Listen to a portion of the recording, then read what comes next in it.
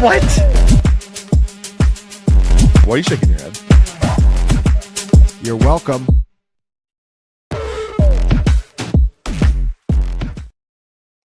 What's up, Fantasy Points? This is the DFS cage match where every single week I am joined by Jake Tribby and a rotating guest. We're going to be drafting teams against each other, doing a snake draft on DraftKings. We have to stay under the salary cap. That's basically all I really need to know. Just a snake draft where we're staying under the salary cap. Again, we always have a rotating guest, and we play for charity. We each come in with a charity that we're going to play for, and Fantasy Points will donate to the winner's charity. This week, our special guest is Ricky, aka R Fresh. Ricky, are you going to be able to play DFS again soon? You are in Ontario, where forever you have not been able to play DFS. I think I've followed the rumors correctly that you're going to be able to get back in the DFS streets. Is that correct? Well, that's what it seems like. They haven't officially ruled anything yet. They voted on something that said they want to lift the restriction that, Ontario people can play games against people outside of the province and whatnot, which was the ban that got us all blocked in the first place. But the interesting thing was they were saying if they did that, it read as if the other provinces would actually get cooked and not be able to play, and Ontario would be the only one that could play. I don't know how valid that is. It was a bunch of legal jargon that I'm not that good at dissecting, but I only care about Ontario. If I can play again, I'd be super excited. I was going to ask, are you going to jump right back in? Because you used to be, you're an OG. You played for years. Before being, it'll be like I'll be like a kid in the candy store registering for everything and anything that they allow me to. Yeah, that'd be pretty fun for you. I don't know. It seems like there's a lot of sharks in Ontario, so I don't know that it would be good for the DFS ecosystem in whole. But I guess bigger contests is always good. More players. Jake, so incredible run. Nobody thought it was possible. Jake Tribby has now won back-to-back DFS cage matches. Are you no longer a DFS stoic? How are we feeling? Yeah, I think I pivoted to full DFS optimism after the last 2 weeks. This has been incredible, and I can't tell if it's more impressive for me to have won 2 in a row or more disappointing for Neil to have lost 2 in a row to someone with my track record in the cage match. It's pretty shocking. I don't know how to feel about it. It's upsetting. I'm not feeling like myself lately. Just like who am I in this world right now is kind of how I'm feeling. We'll go over that matchup from last week.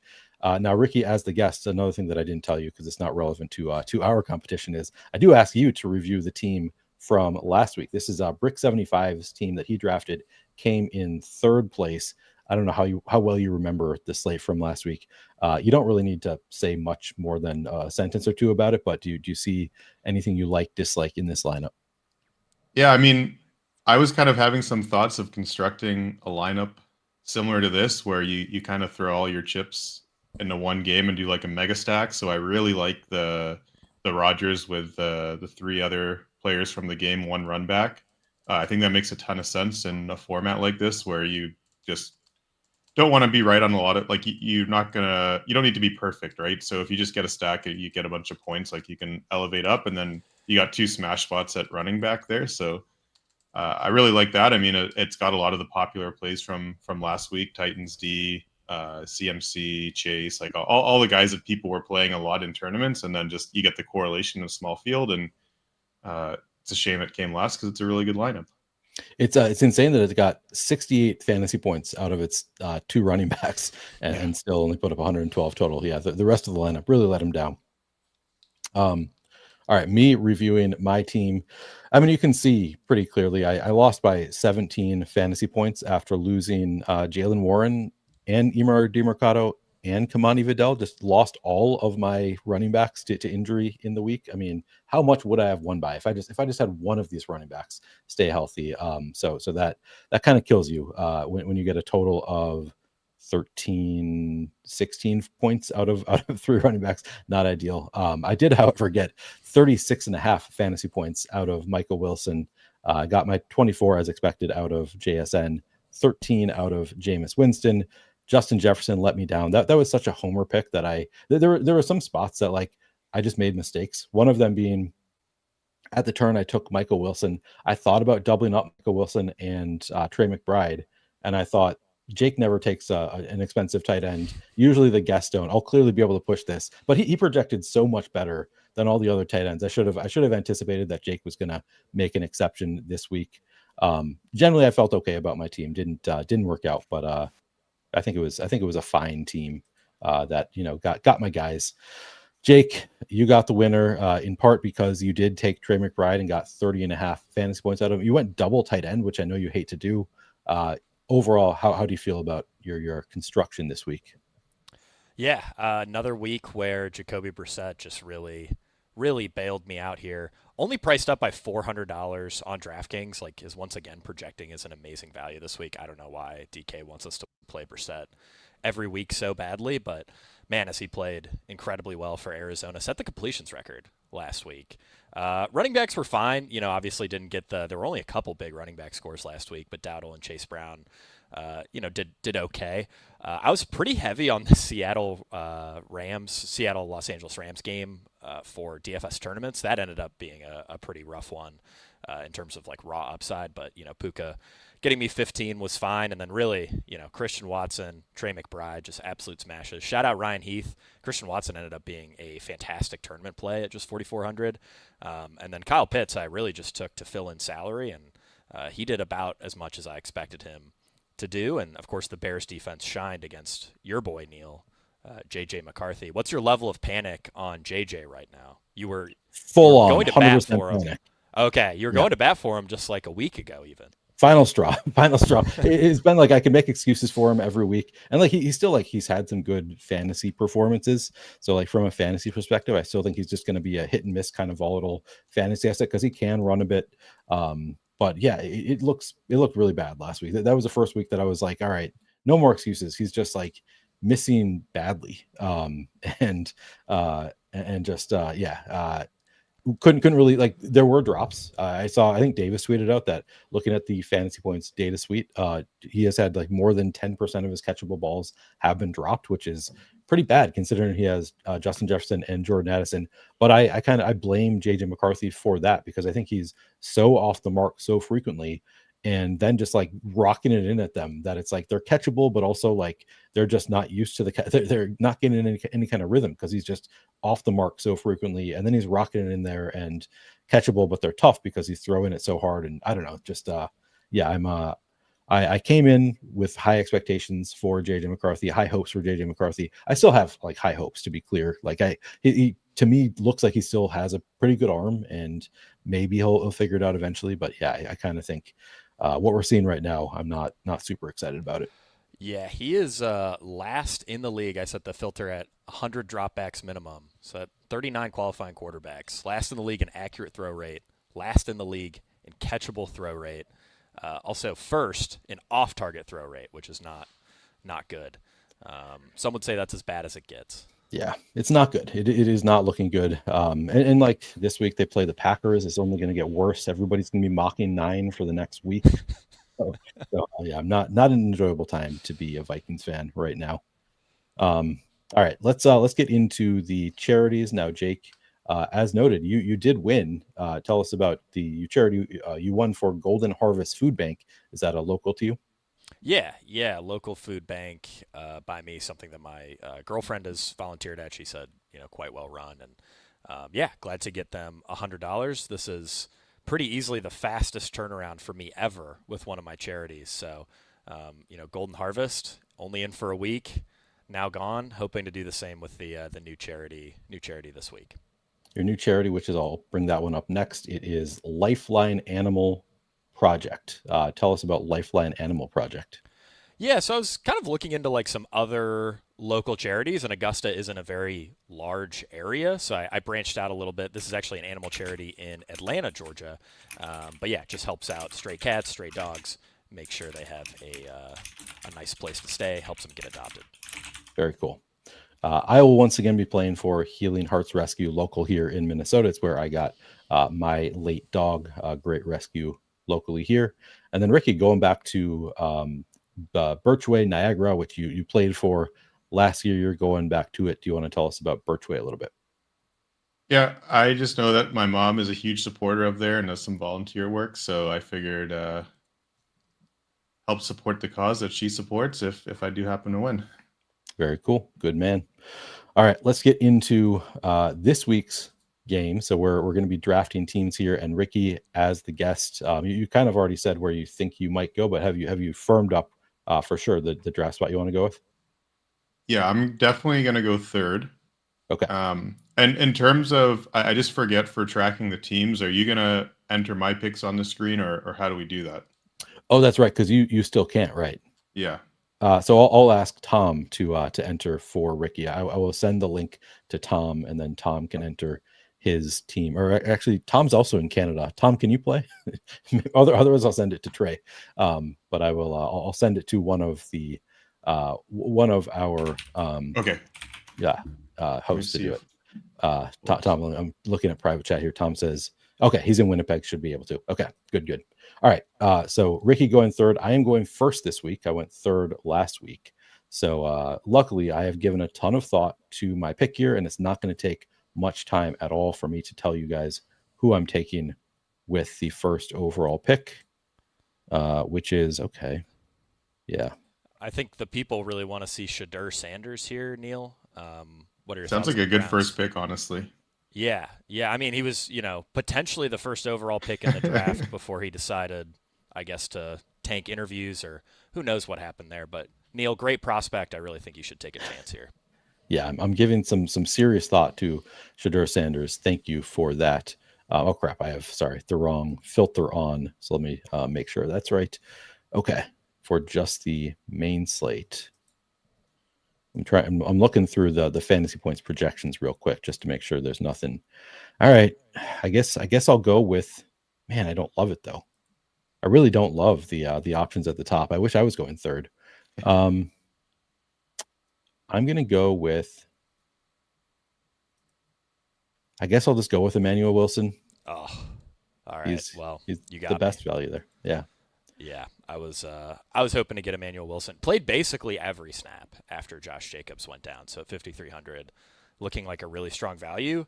I think it's very likely that Jacobs misses this week. I think the only way you get killed is if somehow Jacobs is active. I guess there's also a chance they could activate Marshawn Lloyd off of IR, but I mean, this guy pulls a hamstring walking down the stairs. Like, I would not be too concerned about Lloyd's usage, and it does seem like they've really settled on Wilson as being their favorite behind Jacobs.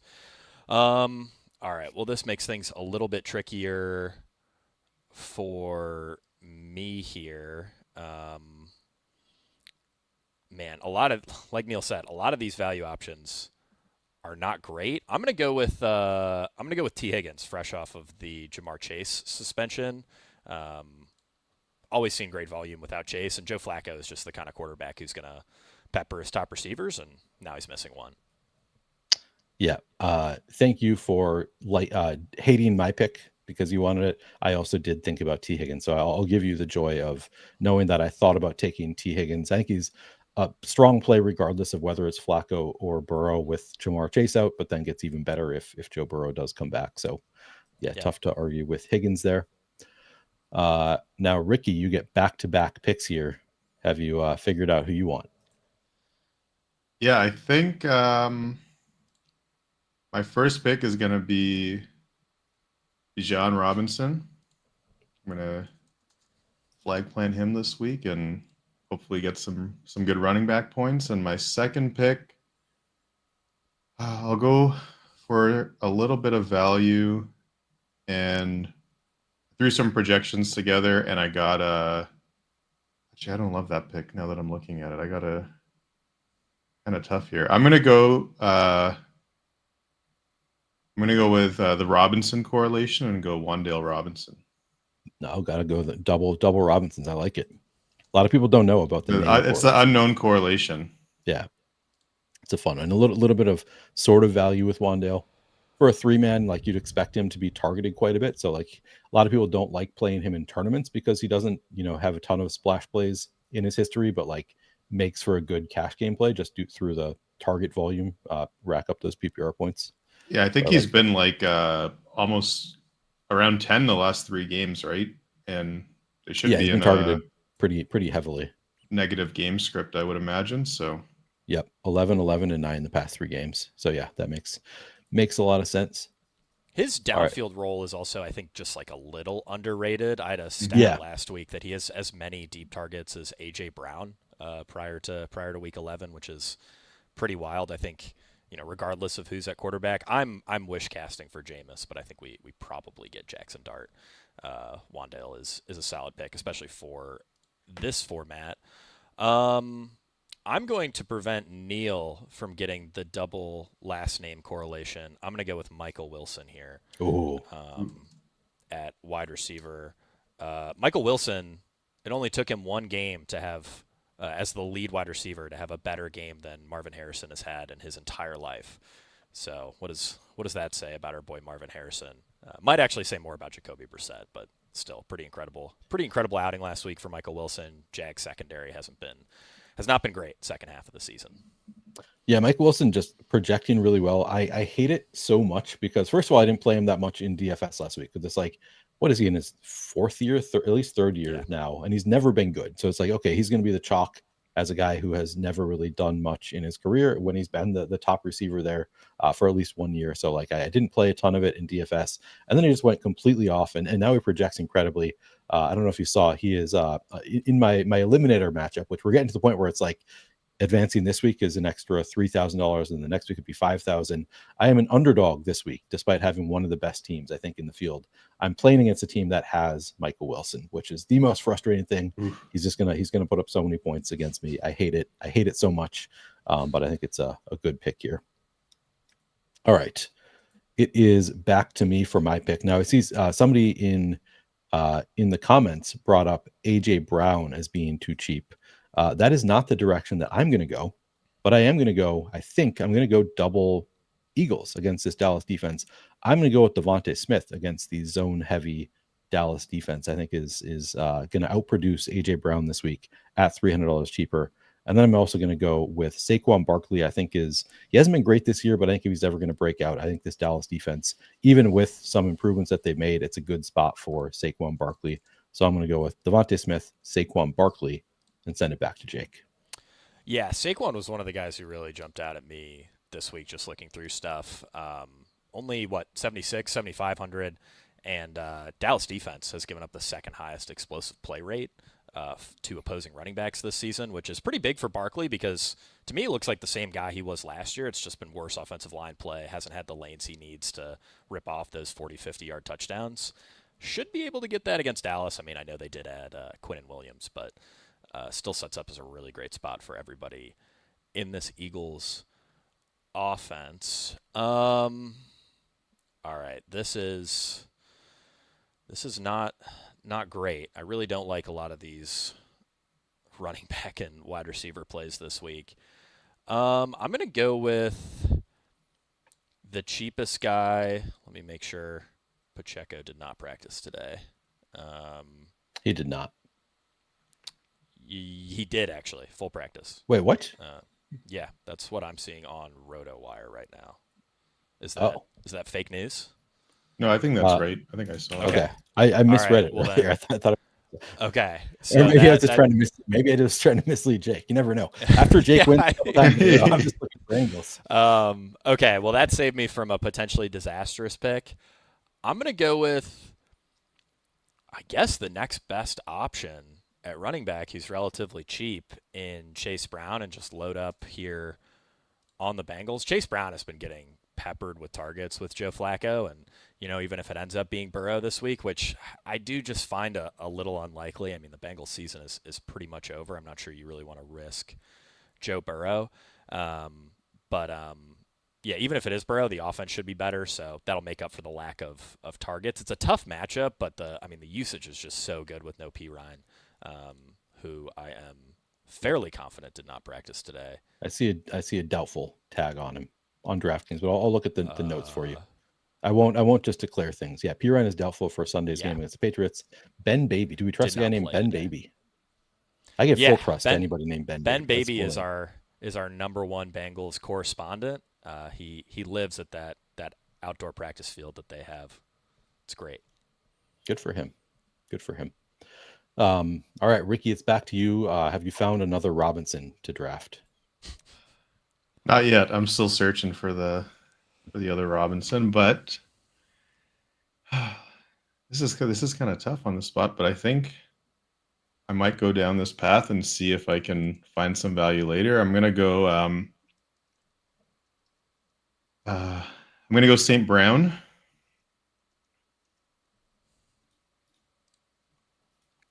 Guess I can track this here.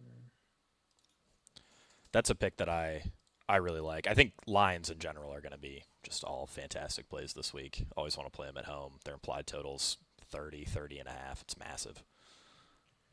Yeah, I think, and I got some correlation there with Robinson, and then I think I'm gonna squeeze JMO in there and just try to make the rest work. Okay.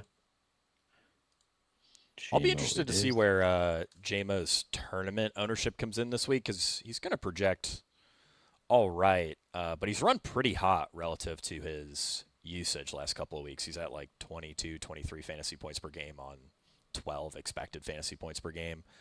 But Dan Campbell obviously loves that young. Yeah, I mean, he changes things up, and it feels like now they're back to like, okay, the next two drives, like they're gonna be like designated guy, and like that's his drives, right? And they just get all their points in this, those few drives, and they kind of spread it out. And especially like the Lions are a team where, I mean, they like to put their foot on the gas and keep it there. Like they don't back off or lay off. Like they do run the score up and whatnot. So, and if they do get that 30-point total, you're going to probably see a bunch of different guys scoring, I would imagine. And hopefully that works out for me this week. Yeah, JMO guy that I've never really been that high on JMO, but I'm starting to think like with Dan Campbell, doing the play calling, he could be dangerous going forward. That could be a fade that I'm regretting for the rest of the season. So hard to argue with that one. Jake, you going to take Jared Goff here just to mess with Ricky? No, I'm not going to take Jared Goff here. I actually have a pick that I prefer slightly more in Trey McBride. Usage for Trey McBride has been just incredible since Brissett took over. He's at about 22 expected fantasy points per game, which is insane. And, I helped Chris Wecht out with the fantasy points projections. And first 4 or 5 weeks of the season, you're doing Trey McBride's projection. His touchdown rate's sitting at 2, 3, 4%. I mean, just pathetic for a starting tight end, especially.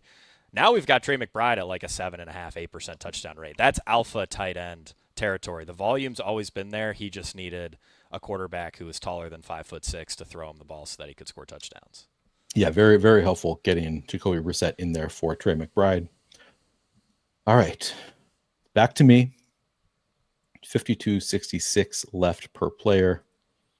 What do I want to do? Neither of you has taken a quarterback yet. I don't think it's time yet for me to take a quarterback. You know what? I think I'm going to.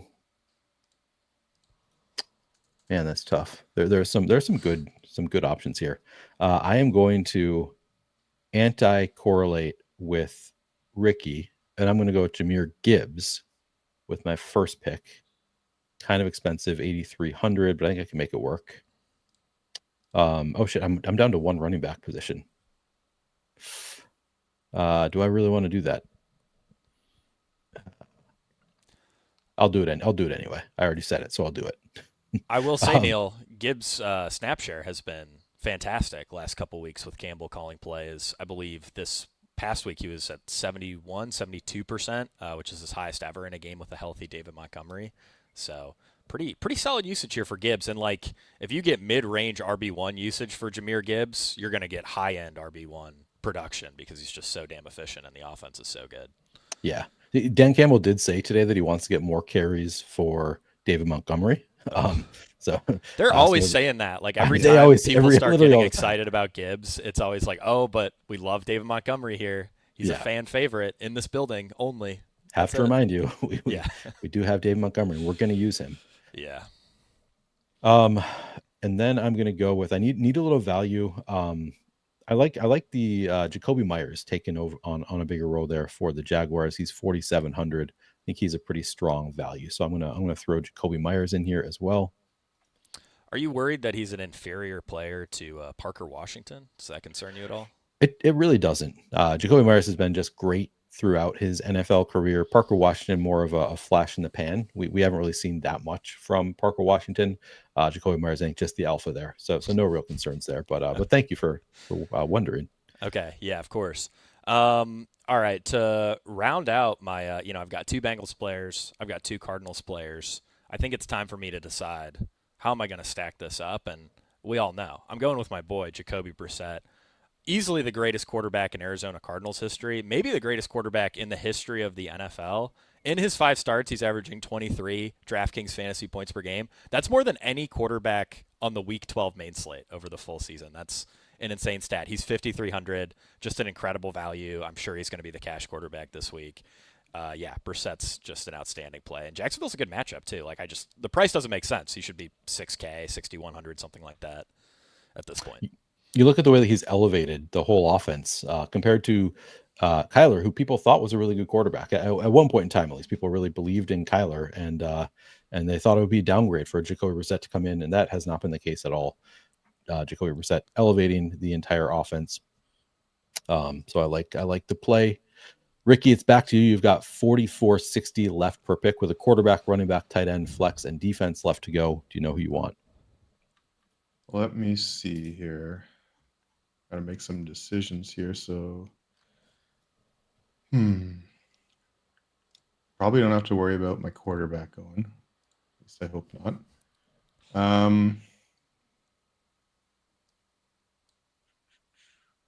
Okay, I'm going to go with, and I'm not sure if he's going to be, or is Michael Carter, he's in this week still? Like from the Arizona running backs? Yep. Michael or Bam Knight. So there is some question about which of them you prefer, but yeah, they're both going to play. I think DeMarcado's missing this week. Okay, and Bam Knight there's actually a chance that Trey Benson comes back also. So just wanted to give you the full context. Let me actually I'll pull up what's saying on the notes here. Yeah, so I have Trey Benson limited practice today. Bam Knight was limited, and then DeMarcado expected to be out. Already ruled out actually. Okay. So yeah, that's the situation. Michael Carter, the only healthy guy, although Trey Benson, returning from IR, probably also healthy. Right. Yeah. If Benson indeed proves the health of his knee following arthroscopic surgery on a meniscus injury in early October, he could take on a significant role right away, considering the health of his fellow position mates. Currently, Michael Carter is the sole healthy running back on Arizona's active roster, is the end of the note from RotoWire here. Okay. So I'm not going to touch, that's too much going on there for me. I'm going to go with Kenneth Walker against the Titans, 5,400. I like that. Really positive first week there. Yeah, they were definitely talking a lot more about getting him more involved. And I mean, when 2 guys play in the same backfield, I feel like it's really easy to compare their stats. And Kenneth Walker is just blowing Charbonnet out of the water in every metric that exists. It's pretty crazy that they went with the split for this long. Yep. Then I think, hold on, I'm just clicking a few buttons here to see what I can fit in. Let's see. So if I do that. Oh yeah, we're gonna make this work. Okay. Then I'm just gonna take my quarterback. I'm gonna go Goff here. All right. I kind of fill out the stack, got the game stack going. Yep. Where's Goff? No worse feeling than when you're in a draft and you build up a stack and best ball PTSD. You don't want to risk it. Yeah. Yeah. I wasn't going to take Goff from you. I guess I could have. I do have Gibbs, so I do have a little stack there. So I guess the risk was there. Jake, 49.50 left per pick. Yeah, I'm not sure who exactly I want to pay up for, but I'm going to go with a tight end in the flex again, and I'm going to grab AJ Barner, who not only had 11 targets last week, which is pretty awesome for a $3,300 tight end, but way better than that is he'll QB sneak sometimes. He gets the tush push stuff for them. Yep. So even if he goes like 0 for 3 targets, he might still get a touchdown and get me 6 points, which is fine for a $3,300 tight end. I mean, I paid $4K for Kyle Pitts last week, who scored 3.5. So yeah, give me AJ Barner here. Tight end pricing has gotten pretty tight over the last few weeks, and these sub 3,500 guys have been pretty tough clicks lately. I think AJ Barner is arguably the best of the bunch. Yeah, can't argue with AJ Barner there. All right, it's back to me. 46.50 left per pick, and I have a tight end that I really like. Who again, going back to that eliminator, I am playing against him in the eliminator. Hunter Henry, only 3,900 in just the dream matchup for tight ends. I hope that he is ruled out for some reason. I hope he has like a 24-hour flu on Sunday and doesn't play so that I can win my eliminator. But I think he's going to put up 2 touchdowns and 100 yards. So I'm going to go with. How chalky would Austin Hooper be if Hunter Henry was ruled out like Sunday morning? That would. Is Austin Hooper playing? He's been. I thought he was hurt. Oh, is he out? Oh my God. I thought he had been. Oh, he's questionable. Okay. All right. Well, that's good. Limited participant Wednesday. Okay, please come back, Hooper. Please take on the starter role from Hunter Henry. I mean, it's just not obviously not going to happen. All right, and then Hunter Henry, and then what else do I want here? I'm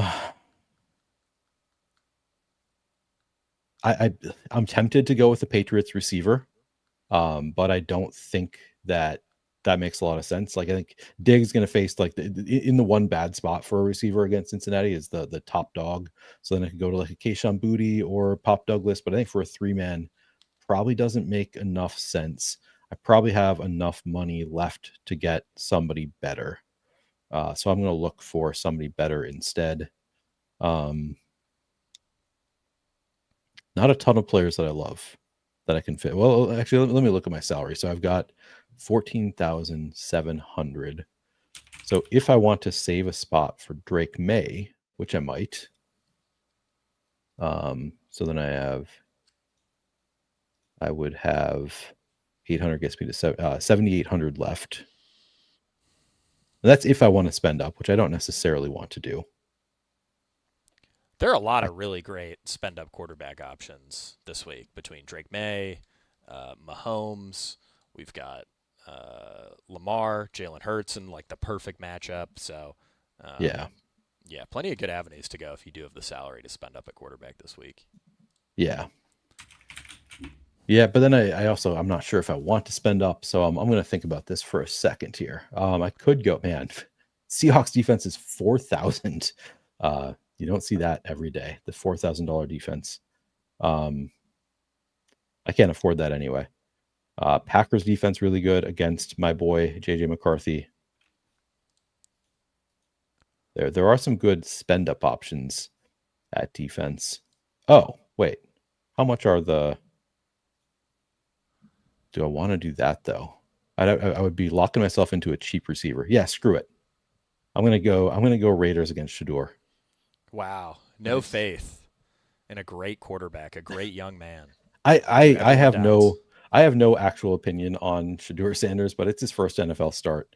I don't really either, but the Shador discourse is like poison right now. Like you do not want to tweet Shador Sanders. I'm not it's saying like anything. I mean, you might as well tweet like Ethereum MetaMask or something like that with the amount of bots and like people that are going to come after you. It's crazy. It's crazy.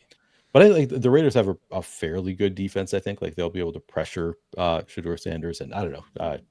I don't have a huge opinion one way or another, but I think they're going to project pretty well at 3,500. All right, so I'm going to send it back now to Jake. You have 5,500 left per pick with a defense, a receiver, and a running back to pick. All right, so I think I figured out what I want to do here.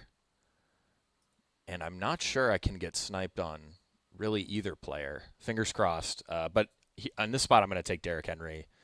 Baltimore's implied team total is massive this week. I believe 29 points. Last week at Cleveland, they were only at 23. And Cleveland, league worst rushing matchup. Derrick Henry still ripped off almost 6 yards per carry. Had 20 fantasy points. One of the better running back performances of Week 11. This is a much better matchup against the Jets defense that just traded away their 2 best defensive players. And again, I mean, they're huge favorites. I believe it's 13.5 point spread. Derrick Henry with the lead, at least last season, was about 55 55% more productive on a per snap basis than when the team was tied or trailing. So, I mean, these are just the spots where you want to jam Derrick Henry. He's gotten priced up to 7,600, but last year we would have happily paid, 8,700 to play him in this spot. So I really don't mind it. Yeah, we just saw Trevian Henderson put up 3 touchdowns on this Jets defense that traded away a lot of their best players. Justin says, for the record, Sauce was not a good defensive player, by the way. Okay, this is egregious slander. Do you see the – I got to move. Do you see the flag in my background? Sauce Gardner is the single greatest college defensive back of all time. Literally indisputable. Like, this can't even be debated. And he's also a fantastic NFL player. So I'm convinced that comment was only put in the chat to rile me up, get me going. Yeah. And you know what? It worked. It worked quite well. It's a fairly common sentiment. A lot of people think he was not good this year. He has not been good this year relative to past years. Justin says he doesn't tackle. He's been a little beat up, and yeah, he's not great at tackling, but that's not his job. Google Deion Sanders. Ooh, the guru says soft Gardner. Okay, this is fun. People just picking on Jake now. This is awful. All right, we need to change topics because I'm in hell right now. Ricky, 36-33 left per pick with a tight end, flex, and defense left. You get 2 now. Okay. I am going to go with a double tight end build. Ooh.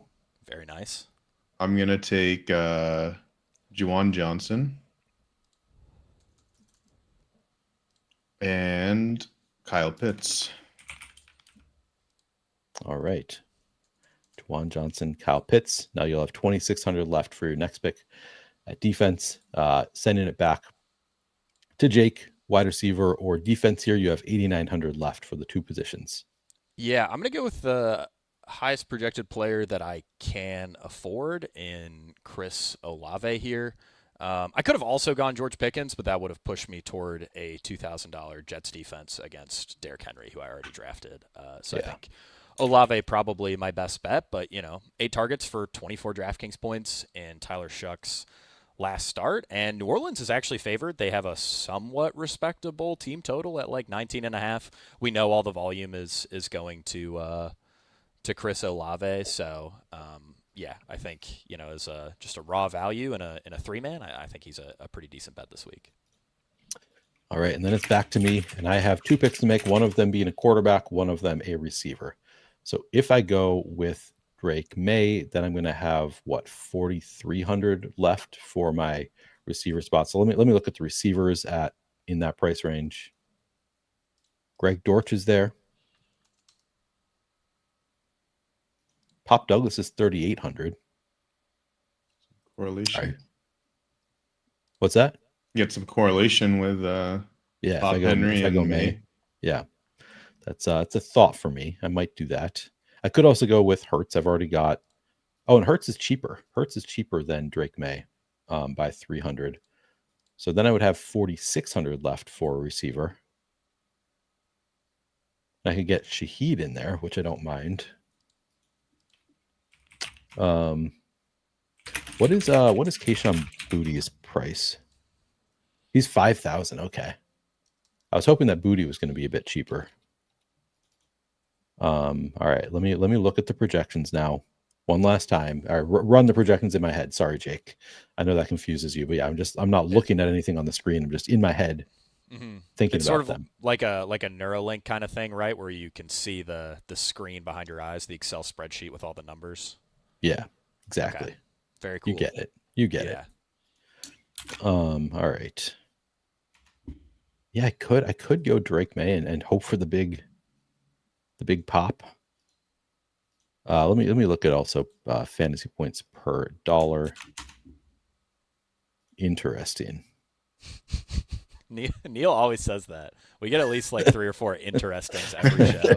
Never have any idea what exactly he's looking at or thinking about. It's just I've got another correlation I'm going to lean into here. Okay. I'm going to go Drake May. And then I'm going to go with this is what's interesting to me. Yoshivas popping. Now we're probably Christian Gonzalez going to be on T. Higgins with no Jamar Chase. Yoshivas popping as a value here against the Patriots. I don't really love it because Yoshivas hasn't shown us that much, but he was better last year when I think T. Higgins missed a lot of games. So I'll go with it. I'll go with that correlation. I've got a stack with a bring back with Drake May and then Yoshivas on the other side. I've kind of been debating that spot. If you do want to stack up the Bengals, obviously Higgins is going to be the main route you take. We have Yoshivas with a pretty strong projection. I kind of wonder if like Noah Fant, maybe Tanner Hudson could be the guy that you actually want, because we've seen, especially in the games where T. Higgins has missed previously, Mike Gesicki was having huge games. So I need to look at the Cincinnati tight ends a bit more in this contest. And I also need to figure out a defense here. 2,500. Yeah, with 2,500 remaining, I'm going to take the highest projected defense, and that would be the Saints, who I was pretty shocked to see. And I think I mentioned earlier, they are favored against Atlanta. No way. That is pretty shocking. Yeah. They're about a 1.5 favorite, which when I was writing up Bijan, I set up the whole blurb to be like, he's crushed in every win. He's crushed in all the games that have even been like close losses. And then like I go to check the spread and I'm like, oh shit, it's New Orleans -1.5. So yeah, not high hopes from Vegas. Tells you how bad everybody thinks Cousins is. I know, Yeah, right? exactly. And they just lost London too. I mean, the volume for Bijan is going to be awesome this week, but Mooney's played terrible. Cousins looks awful. Really good spot for this Saints defense, at least according to our projections. Yeah. Where do you guys have Mooney projected this week? Remember, That's a good question. He got a big projection the other week with Penix when London was out, right? And he completely busted. Yeah, so we only have him for 10 DK right now. But he's pretty cheap. When I was scrolling through the list, he seemed 4,800. he was reasonably. So he'll get some play, I bet. Yeah, I would assume he does. I'll be interested to see where the industry projections come in on him. I do wonder if he's one of those guys that burned people so bad that if we didn't have that previous game, he'd be arguably the most popular play of the slate this week. Mm-hmm. Maybe he'll be 10 or 12% instead, which would certainly be interesting for tournaments. Yeah. All right. Final pick of the draft is Ricky's defense, 2,600 for the pick. I got so many options down here. That Saints pick. That's actually who I had clicked on my screen here to pick. So go down from there, and you know what? I'm just gonna go with the Vikings D and hope that they can cause some ruckus. And I don't think Jordan Love is very good, and they're down Jacobs, so you never know. Might be a low-scoring game there, and hopefully they can get some points. Yeah, hopefully. I'm hopeful that the Vikings defense is going to be a good pick. Ricky, how do you feel about how this draft went for you? Now that we're all done, how are you liking your team? I don't mind it. I mean, I wanted to get a big stack going, and I got that. I don't hate the value picks that I got. I got Walker and Robinson as my kind of cheaper players, and then double tight end. I feel like double tight end, like I know people don't like playing it, but I think it actually is quite good in generally speaking, especially in like larger field stuff. So, that game, hopefully they get a bunch of dump off quick passes to the tight ends and we get some offense in that game and see how that goes. So I got a lot of correlation and hopefully that'll get me to the top. Yeah. Yeah. No, I think that it's a nice team. Makes a lot of sense. The Guru thinks he should have taken Tennessee after Sam Darnold's 4 interception game. I mean, as a Vikings fan, I still have nightmares of the end of last season when Darnold, like once he started falling apart, he continued falling apart. So it was that might be a good call. I think in this game, and that's why I got Kenneth Walker, they can just hand the ball off like 30 times in this game, and they don't need to worry about Darnold throwing 4 picks, right? They're not in a negative game script. Yeah, that's a good point. I do wonder with Darnold, something that we've seen from him sort of over and over again throughout his career is once he starts playing bad, once the wheels fall off, it's bad, like really bad with Sam Darnold. I wonder if it's possible that we get the same version of him in Seattle, because I mean he's been lights out this year. He's averaging like 10 yards per attempt, which is something that you generally only see from like MVP level Lamar Jackson. He's been crazy efficient. Neil, I suppose it's time for me to talk about my team. It is. Tell me what you think about your team. Are you going to three-peat, Jake? I think so. First, or should I say last 2 wins, which were also actually my first 2 wins of the season. Jacoby Brissett was my quarterback. He's barely priced up. We love it. Got 2 great volume plays at running back in Chase Brown and Derrick Henry. Love my wide receivers. T. Higgins is going to be, I imagine, one of the most popular wide receiver plays of the slate. Same thing with Michael Wilson.